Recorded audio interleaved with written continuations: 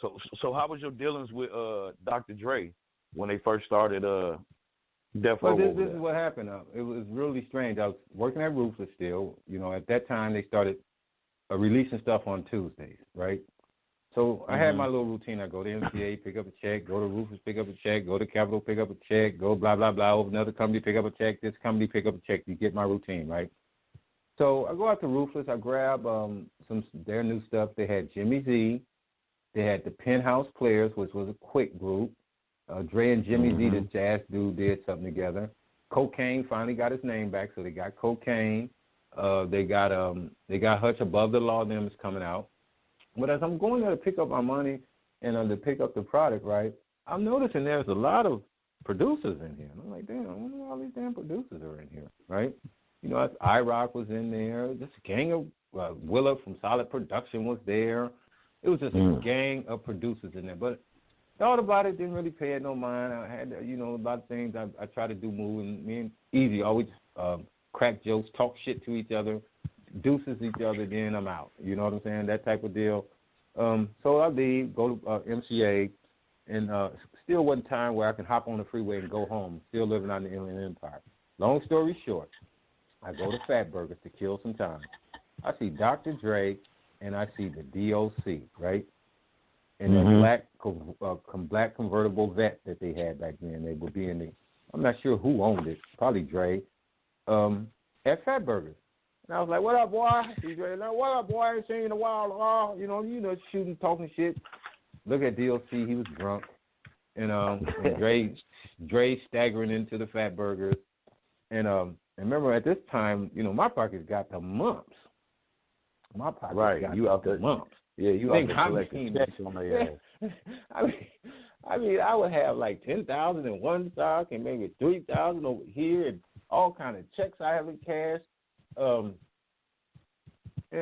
I'm paying for my burger, and then Dre ordering, and then he ordering his stuff, and I see this nigga counting coins and going back out to the car to get $1. I said, what the fuck's going on with you, dude? He was like, because he was short or something. Then he was like, and then I was like, what? No, what happened was, as he was doing all that, I'm asking, man, what you think about that Penthouse Player record? And he was like, that was Dre do that. He went, then Cocaine finally got his damn name back. And blah, blah. I'm just talking and rattling, right? And then I seen when he was looking for that money, right? And I'm like, well, what's wrong with you? He said, they trying to starve me out, dude. I said, what do you mean they trying to starve you out? Eazy and Jerry, man, they trying to starve me out. I said, what do you mean? What do you mean they trying to starve you out? He said, I'm not at Ruthless no more. I said, you not at Ruthless no more? Nah, I left, man. Blah, blah, blah. Like a couple of months ago, and whoop, whoop, whoop, and me, RBX, and DOC, and not quite sure if he said that, because Suge's name probably didn't stand out then, because I really didn't. If he would have even said it, I wouldn't know who he was. But when he said RBX left with him, and DOC left with him, and Miss L.A. left with him, I said, what? And when did this happen? He said, over the last couple of months, man, they've been trying to starve me out. So, my house kind of accidentally caught on fire, and he started laughing under his breath, right? Remember when Eminem said, you did that shit. But anyway, he said, I'm about to start my own label. And I said, what's going to be the name of it? He said, Death Row. And I said, what? I said, is that right? I said, so what's up? And then he was like, yeah, man. So I said, oh, now it makes sense. That's why I saw those producers over there. He said, yeah, I've been gone for a minute. Why you ain't seen me? I said, well, I don't really be there a lot anyway. He said, I know, but I've been gone for a minute. I mean, it was like 4 or 5 months or something. He told me, yeah, we over at the Solar Building, and blah, blah, blah, and, we putting together, I got a whole new crew of everybody, man. These dudes is dope. I said, is that right? Then I said, you know something, man? I'm about to go back out here and quit, man. I'm going to come fuck with you, man. I'm going to help you, dude, because you're going to need some help. He said, yeah, you're right.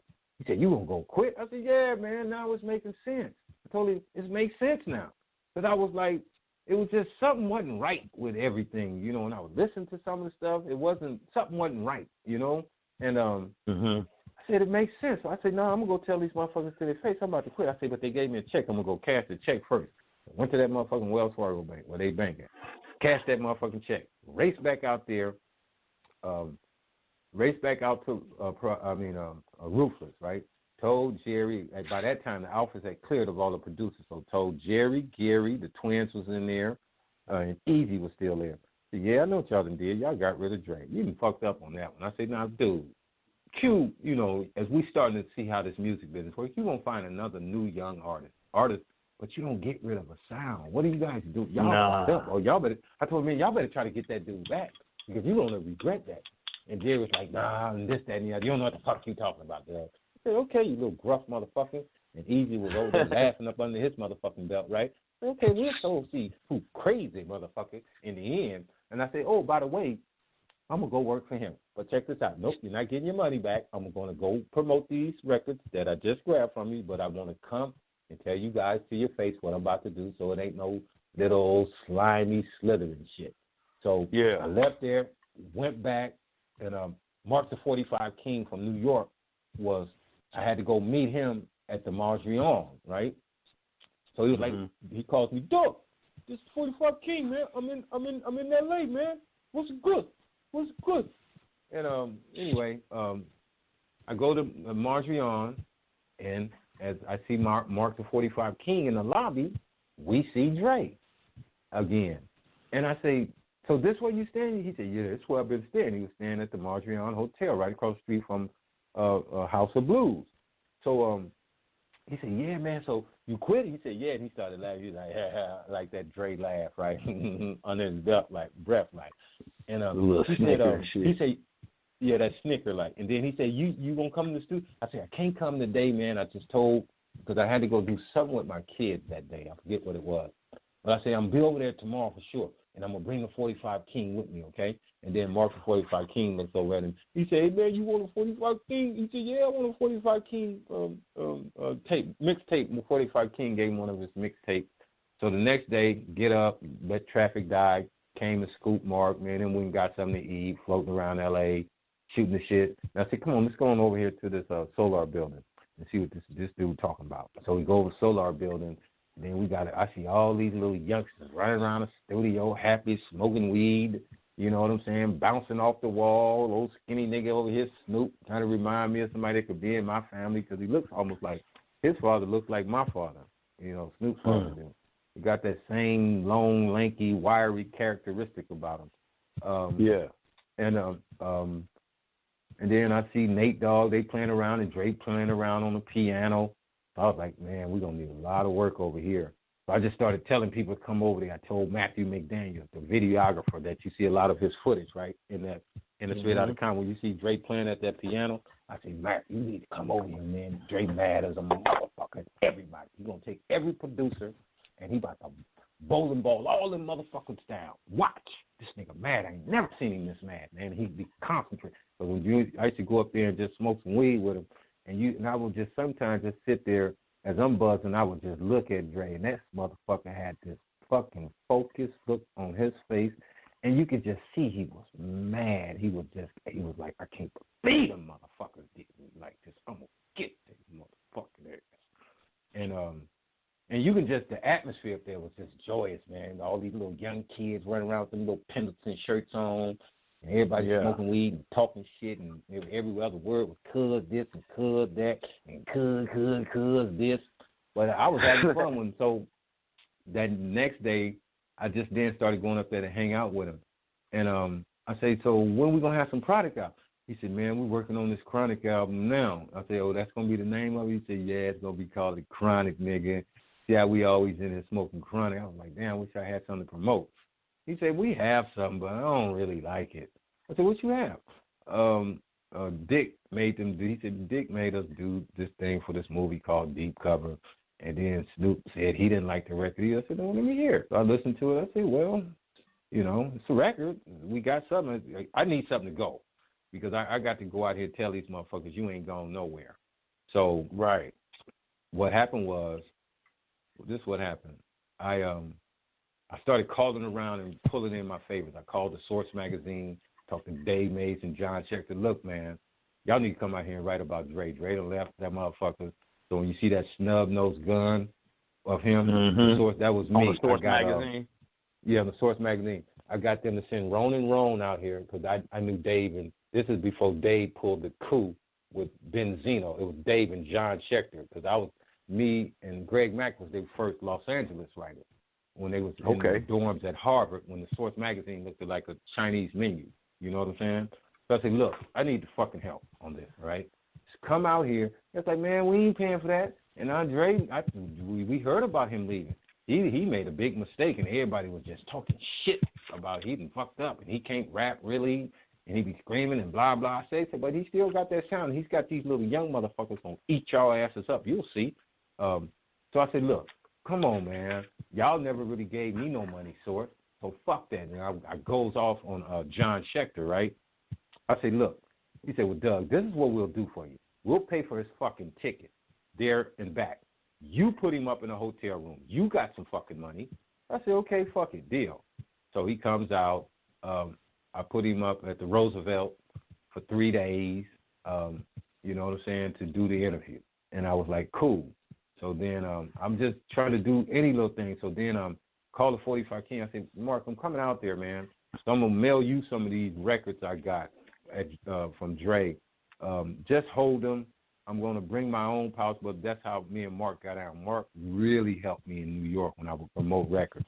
I get to New York, I go to Nails, I go to all the clubs and hit everybody off, right?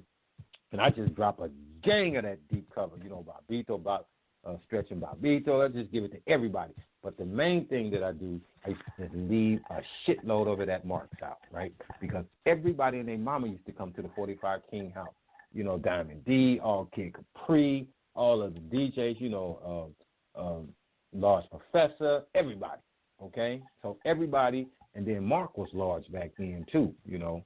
He had like 5 or 6 apartments all over Manhattan. He used to give me keys to whichever one I wanted to go stay at. So he used to really help me. When he come to L.A., I'd do the same for him. We'd grab him and Latifah, Shakim, them back in the day. We go to Spaghetti Factory, Moni, whoever he need me to go grab or go pick up, I would do it. You know what I'm saying? So we go back. I go back after dropping that stuff off in New York, maybe 3 weeks later, right? And go to Mark's house and messing around in Columbus, where I went to the Calvin Klein store to buy some shoes. And as I'm walking down Broadway, I see Hank Shockley. And I said, what up, Hank? He said, Doug, you in New York, what you doing out here? I said, I'm with the 45 King. He's going to rent a limousine tonight. And you should come by, man. We should all go to Superman Clark Kent Club. You know, I just got to go check to see how this record is doing that I dropped off a couple of weeks back. I'm just checking to see, you know, I'm not going to say nothing if they playing, if they not. He said, okay. He said, well, what time y'all leaving? And I told him the time, so he gets there. You know, we all, me, him, and Mark the 45 King, you know, we hopped in the limo and pulled up on the velvet rope. We walked into this club, I swear, it's like a scene out of a Belly. We'd already been smoking weed. That's Mark smoked a lot of weed, right? So I'm kind of dizzy as I'm walking in. And you see all this is when the New Yorkers are now wearing Timbs and having them bones in their mouth, you know what I'm saying? And they got that little grimy walk that they do, like, you know, you can tell when that woo was coming. That whole woo look was coming. You know what I'm saying? So we going into the club, and I'm listening to the music that Clark Kenny fucking it up, right? And Papa Large, he's blending Papa Large with Soul Clap, you know, Showbiz and AG. I'm sorry, Showbiz and AZ. Soul Clap. I do it, you know what I'm saying? So he's doing Papa Large. He's blending all that. Big shot on the East Coast. And then all of a sudden you can hear the ding, doom, ding coming in. Mm-hmm. Wait a minute. I'm like, wait a minute. Then it was like, and then you hear that Snoop voice. I'm like, oh, that took me over. As soon as I heard Snoop, man, I was hooked right off the bat, man. Because that was the first time I heard Snoop. I'm like, was on shit. cover. I said, they playing that out here? Oh, and then Mark looked at me. Oh, I forgot to tell you. That record blew up out here, man. Because it wasn't like the internet we have now. You know what I'm saying? You have to actually go to somewhere to know what they doing, right? Mm-hmm. He said, yeah, man, that record, he said, dude, that record's large. All that stuff got ate up at my house when people knew I had the record. I said, what? And then Hank was like, yeah, man. He said, who was the kid? I said, this little tall, skinny nigga named Snoop Dogg. But that motherfucker sounded like a rapper singing. The way that shit used to just come out of his mouth and sounded like candy. You know what I'm saying? And he was just so fly with the way he said that shit, you know? And I was like, damn. So fly home, you know, this Saturday. Sunday, I take the first thing smoking about that motherfucker. Fly home, get to L.A., didn't go home. I went straight to the Solar Building and told the niggas. I said, niggas, guess what? They said, what? I said, that fucking deep cover record them blew up in New York. And they say it's blowing up all along that eastern seaboard. So then I chat to them overseas, too. So I called some of the people in Denmark, and they told me the same thing. I said,